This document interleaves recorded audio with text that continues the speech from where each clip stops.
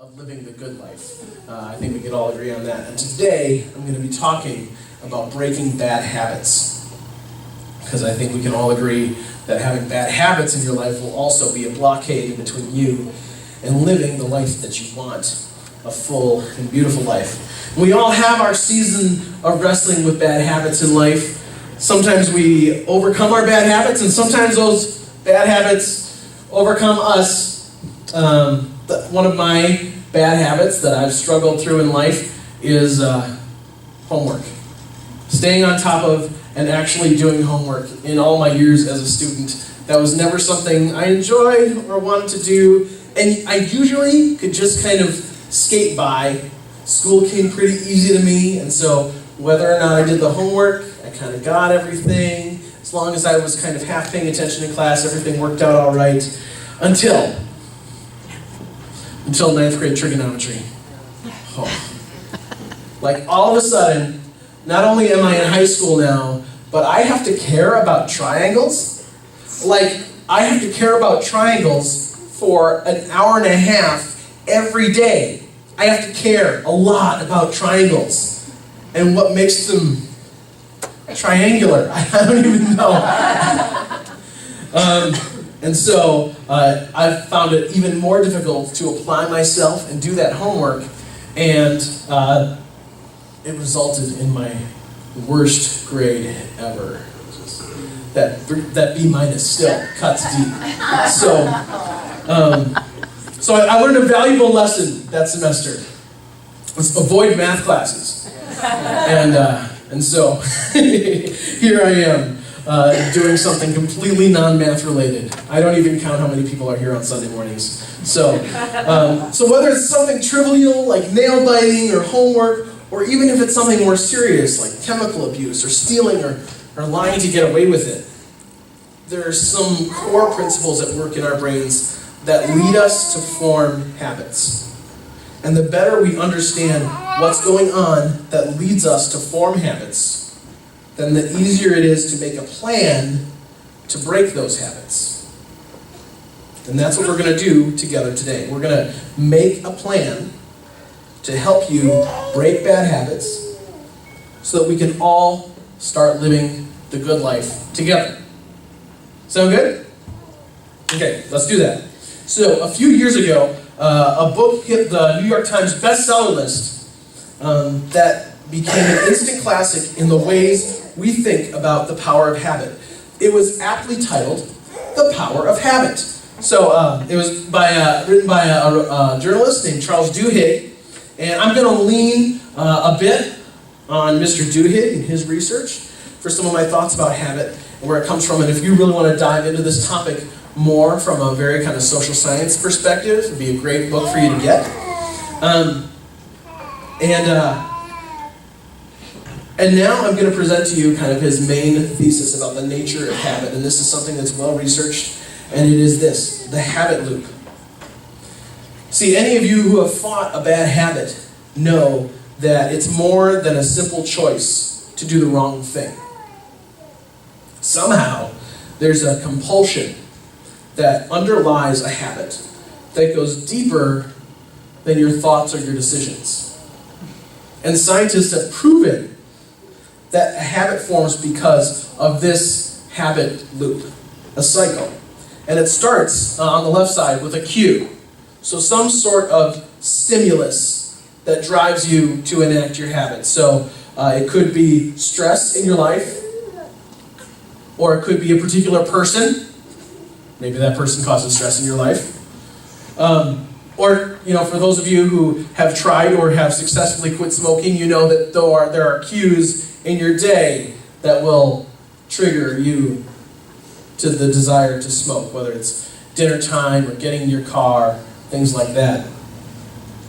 And so the cue leads to a habit, and that's just like a tape. You just press play. The cue presses play, and then the tape is going, and there's nothing you can do about it.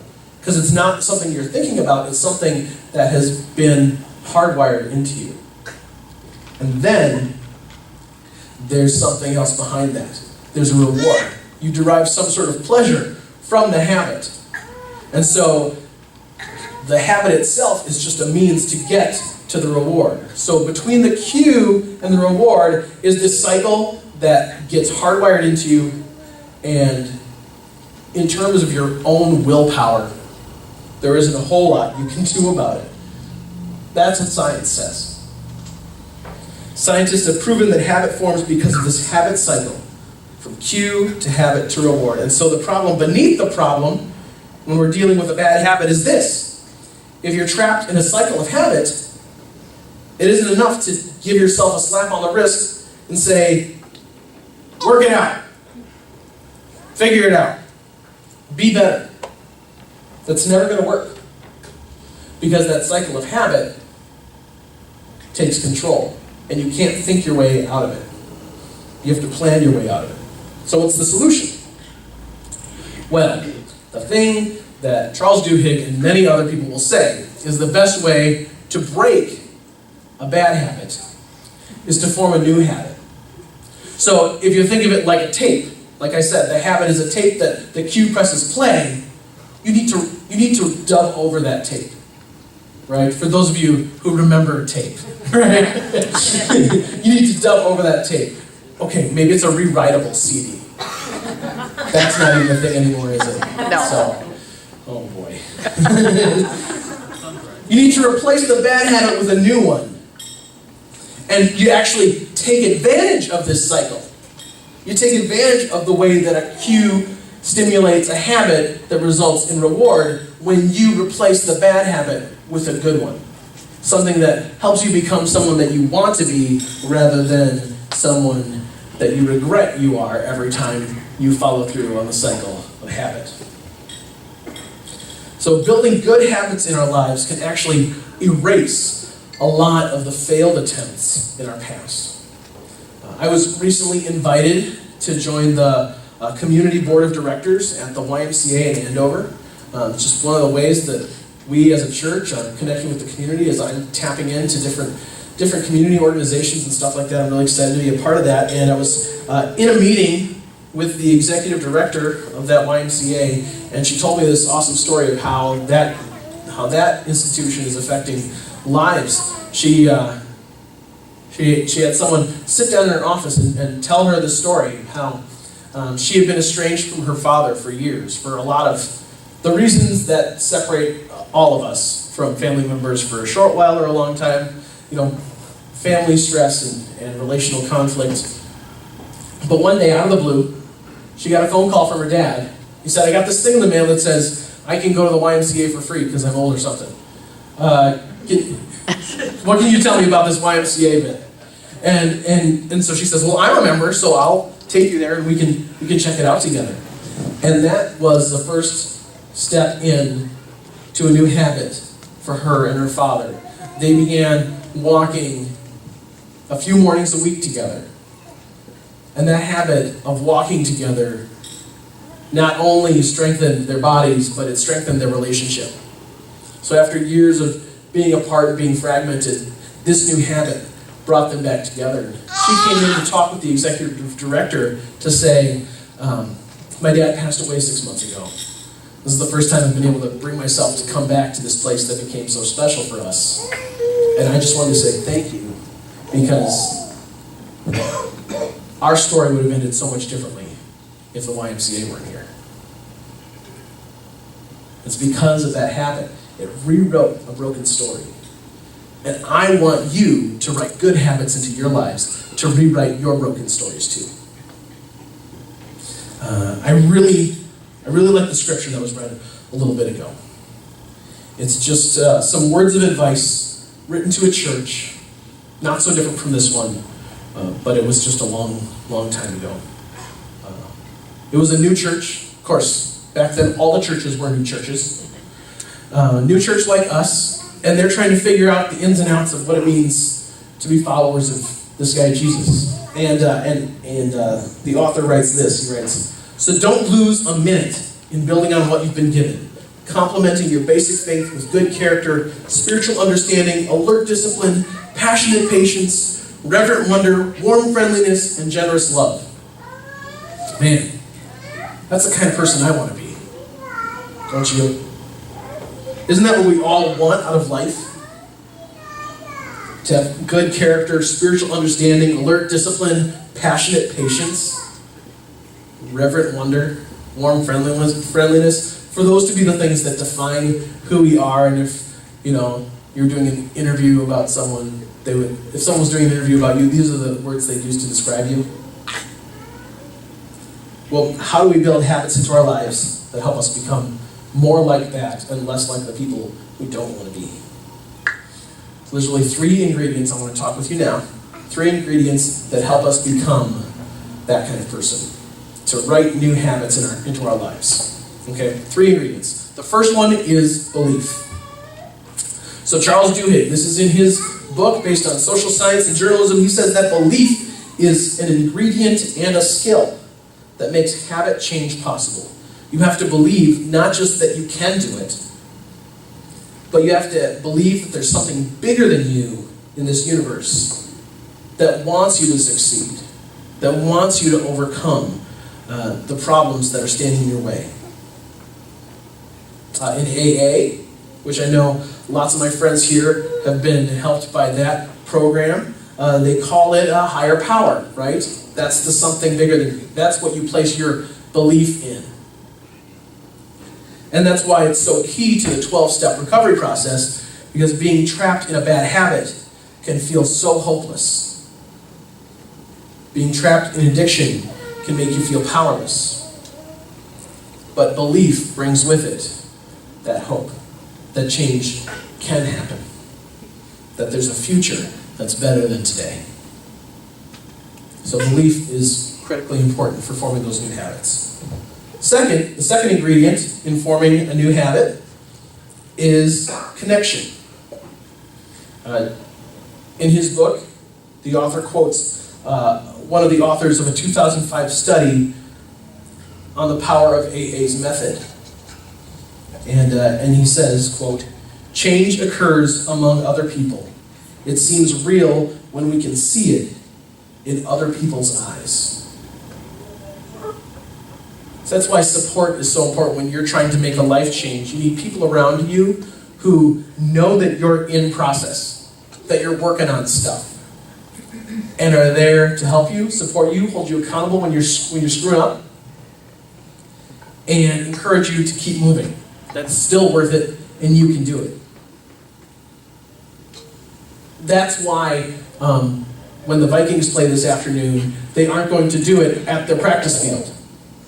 They're going to do it someplace where there can be 70,000 people, well, probably like 60,000 people cheering them on, and then like 10,000 people wearing different colors that we won't talk about today. That's why they do it, because when you have people to cheer you on, you can do better. And that's how it works with developing a new habit. You need people in your corner, people who you allow to see into those corners of your life and trust that they are going to give you the strength that you need, because fighting a habit can feel lonely too. You need people beside you to let you know that you're not alone. So, connection, you need belief, connection, and the third ingredient of creating a new habit is choice. See, if you're just following orders, you're much less likely to change your behavior than if you understand the reasoning and then, of your own volition, pick a new path. So, there were 2 groups in a study. One group, they were both had cookies placed in front of them. And one group was told, you're a part of a study to find out if people will eat cookies. And you're not supposed to eat this cookie because that's the point of the study. And then the other group, they said, please don't eat the cookie. And they didn't give any reason. And the second group was much more likely to eat the cookie because they didn't understand what was going on beneath the surface. See, if we understand the reasons why we're choosing what we're choosing, then we have real motivation. Then we have understanding and thoughtfulness and mindfulness moving into a future that doesn't have the bad habits and includes the good ones. So here's my suggestion for you today. you want to find a path forward with new good habits, I want to challenge you to take on belief and connection and choice in a very specific way. My suggestion for you is if you're struggling with a bad habit or just want to feel like you're becoming the kind of person you want to be a part of a church. Because we've got these ingredients covered. If you need belief, you are in the right place. Churches are in the belief business. But not only do we have a higher power, we have a name for that higher power. We call him Jesus. And so we can know very specific things about Jesus, about what he loves and what he hates, what he's passionate about. And here's the secret. He's passionate about you becoming who you were created to be. And his love for you is sincere and deep to the point that he gave his life for you on a cross. And speaking of habits, the more you get to know Jesus, the more you get hooked on him, too. Because you can become just as passionate about following this person, Jesus, as he is about loving you. To believe, we got that. Also, if you need connection to overcome your struggles, we've got you covered. That's exactly what church is. A community created by this amazing God and held together by God's love. Our community groups that are launching in just a few weeks, they exist for this exact reason. That we all need to know that we aren't in this alone. They aren't support groups, so you don't need to come in waving a flag, I've got problems, when you walk in the door. But you will discover an awesome way of turning into the person that you want to be by connecting with others who will be with you when you feel alone. And then finally, choice. If you need choice, well then we're going to do that right now. I've got some friends with some cards that are going to come around. And this is just for you, for your own personal benefit. I'm not going to ask you to do anything with this card except contemplate it and maybe add your signature at the bottom to seal it. And here it is. It's the Try Church Challenge. And I want to challenge you to go to church every Sunday for 4 weeks. And guess what? You're 25% of the way there. Right? Because you're here today. So good job for you. And it just got easier. It just got 25% easier. Honestly, it doesn't have to be this church. But consistency, I just want you to experience the life that God has for you. And I believe that the community that God put in place to give us love and support and to move us into our best possible lives is the church. And that's the way that you find that. Now, you can't really discover that unless you spend some time there too. So if you want to spend all 4 weeks here, that's okay, I suppose. To sink roots into a church and find out what they're about. I want to challenge you to go to church every Sunday for 4 weeks because I know that's how you can begin to tap into finding who God made you to be. Now, some people will say, God doesn't care if you go to church. You can be a Christian without church. And they're right. You can be a Christian without going to church. But there's this too. God doesn't care if you go to church, but God does care that you become all that you were created to be. God cares deeply and passionately about that. And there are a few things that will make that happen, and there are a few things that keep that from happening. And being a part of a life-giving community of love and acceptance, that's one of the ingredients in making that happen. And that's what church is. Or that's what church is supposed to be. So no, you don't have to go to church, but you don't have to eat either. You'll just wither up if you don't. That's my take on it. See, simply showing up for church won't make your bad habits go away. You still have to do the hard work, but all the tools you need are in this room.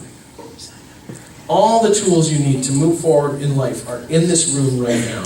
A community of support and encouragement, and a God who is passionate about seeing you become more than you thought was possible. We all have dark days where we feel lost and trapped, whether it's by our bad habits or our life circumstances, things like that.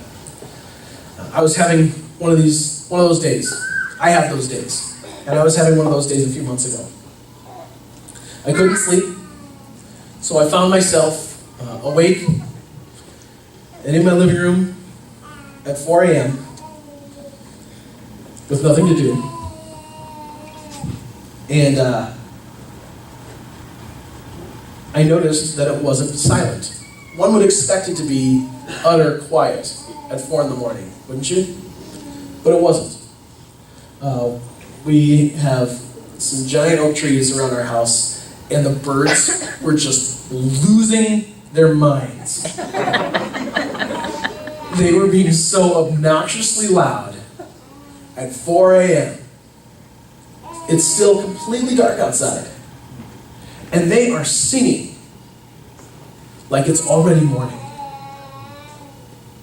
And, of course, in my groggy, sleep-deprived stupor, I thought, don't these birds know it's still night out? Can't they save their song for the sunrise? But I started putting some pieces together. And I had this revelation that's become really important for me when I'm having a dark day, and maybe it'll help you too. And it's this. These birds could sing, free and with full voice in the midst of that dark hour of morning, because they knew that the sunrise was coming. They were singing in anticipation of dawn.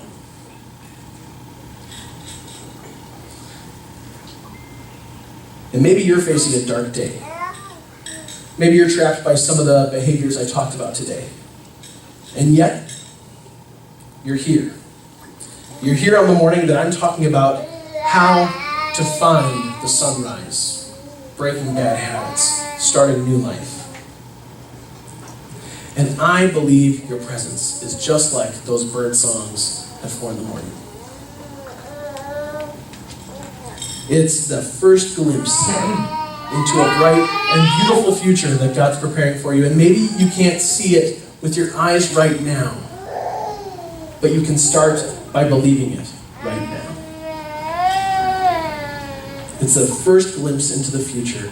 So today, my challenge to you is to take that Tri-Church challenge, to believe, to connect, to choose today to make a change. Pray with me. And God, we thank you so much that this room is filled with everything we need to be who you made us to be. A community of love and acceptance and your amazing, life-changing grace. We see that grace alive in so many different ways, in the friendly faces that we connect with, in the joyful sounds of kids that fill this room. We thank you that you blessed us with children, and we thank you that you invite us all to become your children, no matter our age. Help us to follow you, to trust you like the loving Father that you are. In Jesus' name.